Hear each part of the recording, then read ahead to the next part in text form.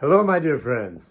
This is Rabbi Aharon Dobinsky coming to you today from the holy city of Yerushalayim, Jerusalem, Israel. I have one last short message for all of you just before Tisha B'Av tonight. This last week we had Parshat Chazon. For those of you who are not good in Hebrew or you just don't know what it means, Chazon is a vision. And it's a vision, and it's called Chazon because Isaiah had a vision. I also have a vision. You know what my vision is? It's really simple, but it's not easy. The simple vision is that all my brothers and sisters, all my Jewish brothers and sisters particularly, come here to live in Israel. That's where we're supposed to be. That's what Torah tells us. Not once, but again and again and again and again and again. Unlike the people, who are coming into Israel for the first time after they left Mitzrayim, it's kind of new for a lot of us. I would tell you that some of us come here because we have kind of want to come, and some of us come because we were pushed. I personally was pushed. Maybe some of you were thinking, oh, how could that be? Rabbi Aharon, how could you possibly have been pushed to come to Israel? Well, let me tell you something. I was 60 years old. I'd never been here in my life. I didn't know anybody. I didn't have a job. I didn't have a place to live. And all I had left was $3,000 in my pocket. That's it. The rest was emunah. Emunah in Hashem. He would help me get through. And it's been now, I came in 2011, so we're talking about 12 years. And I'm still going strong. Thank God. But again, a lot of people have excuses why they can't come. Why would it be so hard for them? They would never make it. They'd have to pick up and go back to wherever it is they came from. And we're going to talk about where you come from in just a minute. But the fact is, if I could do it at my age, in my financial condition, why did I do it? You're probably asking, why did you do that if that was the case? And the answer is, I didn't have a choice. Hashem pushed me. How did he push you? Because he took away my business. He took away my home. He took away my car. It was the first time in my life since I was 16 I didn't have a car. He took away everything I had except for my family, my children, my grandchildren, and they were all in another state.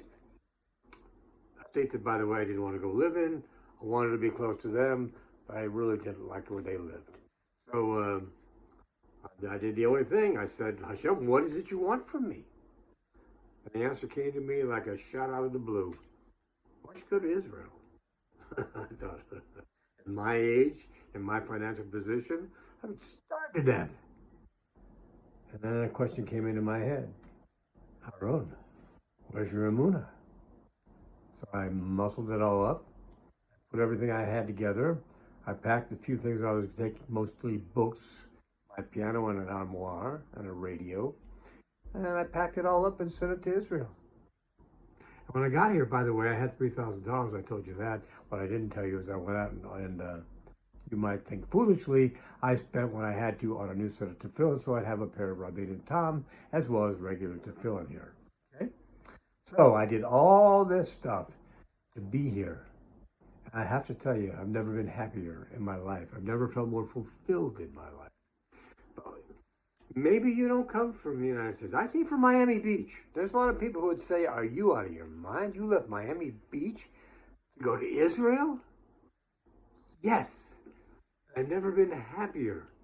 So now I'm in Israel trying to get other people to come to Israel. And it seems to be such a chore sometimes. Like people in France, they've had fires there. The city of Paris almost on fire recently. They've had problems in other countries. You have people who've lost their way completely. The Netherlands just had a Miss Universe pageant, and a man won it.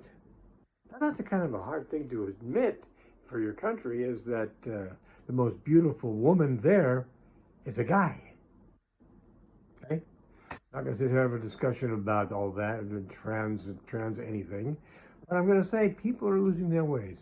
And I'm looking at Europe, and I'm looking at America, and I'm thinking to myself, Anti-Semitism in America is stronger than it's ever been, and it's getting stronger by the year. It's only a matter of time before it affects everybody who's Jewish. Even if you don't even have, even if you're not that Jewish and you just have a Jewish name, maybe you just go to Reform temples. You don't go to a synagogue. You just go to a temple. Which, by the way, if you're really observant, you believe there's really only one temple and it was destroyed, and we're going to be mourning over that. Twice it was destroyed. We're going to be mourning over that over the next 25 hours. But America is getting to the point where you can't even go there anymore. It used to be the place Jews would go to America. They'd have a brother, a cousin, a nephew, a niece, an aunt, an uncle, somebody in a big city that would help them out, help them get settled, and they'd move on from there. And they always had the situation where, knowing pretty much in America, you wouldn't get hurt. But that's not the case anymore. The case is terrible. Jews all over America are being attacked verbally and physically. Just a couple of years ago, there was a shooting at a shul. Guy came in and started shooting away at people in there. Why? Because they were Jewish. I know, hard to believe. You know what's really hard to believe? I want you to take a look at Europe. I want you to look at the countries that are in Europe and see how they've treated the Jews historically. How they treated the Jews. How did France treat the Jews? Well, you know, it's not horrible except for hanging them in the vestibule of Notre Dame Cathedral. That wasn't so great. There's plenty more where that came from. And Spain, they had the Golden Age of Spain, which came to an end when they expelled all the Jews. And Portugal was the same as Spain. And we could go on and on, ad nauseum, ad infinitum. Germany, I don't have to say anything more about that. We all know what happened there. When you go to the Scandinavian countries, you don't find much of a Jewish community up there because they don't care for the Jews in that area. So, knowing that we're hated, knowing that eventually somebody's going to try to do something to us, verbally or physically, why doesn't everybody come to Israel? Because they're too old. I was 60. I have no money. I had $3,000. That's it. They'd never been to Israel in their life before. Neither had I. They don't know anybody here. Neither did I. You want to know something? It all just came together. Why? Because when you do what Hashem wants you to do, He makes your life a bit easier on you. He doesn't make it a lay down. He doesn't make it just easy, but it's easier. And you know you're going to make it. How do you know? You just know. When you get here, you'll understand what I'm saying. You'll just know that you can do that. Breaks my heart when I see Jews leaving Israel to go back where they came from with their tail between their legs. It means they're giving up. Well, you may give up on you, but Hashem does not give up on you. So the time has come, in my vision, in my Chazon, my vision is all the Jews come to live in Israel. Now there's all sorts of stuff now about the problem with the judges, the 15 Supreme Court judges. Well, if I told you why that had to change, you might understand. For one thing, they're all liberal. So they almost always ruled against anything that had to do with anything of an observant Jewish nature. That's how they were. They say, well, okay, the next ones who come along, they won't be so liberal, perhaps. But you'd be wrong. Do you know why? Because when somebody sitting on the bench in Israel leaves, they get to pick the person who's going to succeed them. They get to pick the one who comes after, who takes their place. And if I'm not mistaken, most people are going to pick somebody a lot like them. This change had to come. It's the only way that the Jewish people could take back control of the country of Israel. Just like in America with what's going on there. Right now you've got somebody on the left who is in power in the White House, who has basically been proven, I can't say that, I want to make sure that I'm giving him every benefit of the doubt, who they think they can prove has been selling out his influence for money to make his family wealthy. So, on the other side, you have somebody else who's trying to take the country back for the people. It's not just in Israel. It's not just in America. It's all over the world. Everybody has to be aware of this. My vision, though, is that at the very least, the Jews in these places will come home. Come to Eretz Yisrael. Come join me here, because this is where you belong. This way, people don't pick on Jewish people here. The Arabs are a minority here. Don't worry about them.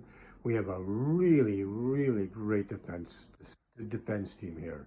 And they take very good care of the people who live here. Oh, but I heard about somebody getting shot, or I heard about somebody getting stabbed, or I heard... Hey, that happens everywhere. It happens less here than it happens in most other places. So think about it. Put your thoughts together. Think about where you belong, where Hashem wants you to be. And make the decision and join us. That's my vision. In the meantime, everybody have an easy fast on Tzom Kal. And remember that we are remembering today, remembering the destruction of the temples, remembering Kristallnacht in Germany. Why do I bring up Kristallnacht in Germany? Because I want you to understand these things don't just stop.